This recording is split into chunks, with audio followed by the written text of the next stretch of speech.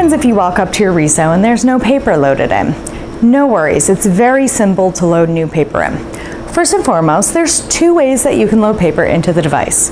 The first is the short edge, which is the shortest side of the paper. Secondly would be long edge, which is the longer side of the page.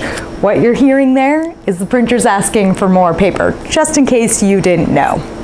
Keep in mind that just because you load the long edge doesn't mean it's going to take longer to print. Purely what this is referring to is the orientation that you also select when you go to print.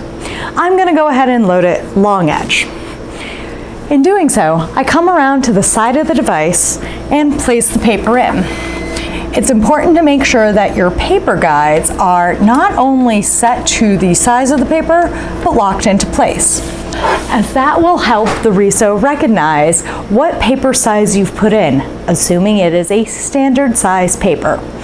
Also, if it's not a standard size paper, what you would do is go into the System Info tab on the screen, and from there you can hit paper tray setting.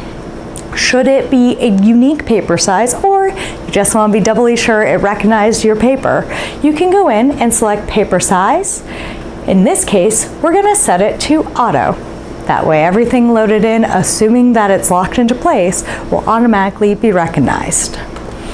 It's also important to know that you can utilize your trays in order to add more paper and different paper sizes.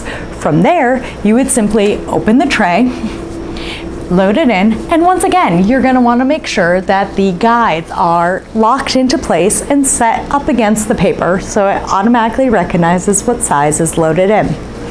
From there, you can go ahead and run your jobs, and just pay attention to, depending on the way you loaded the paper in, you select it to run the same way orientation-wise.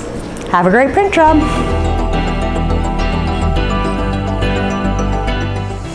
When you put the paper down on the standard feed tray, proper loading is to put the paper in, close the guides, the paper guides, and lock them down.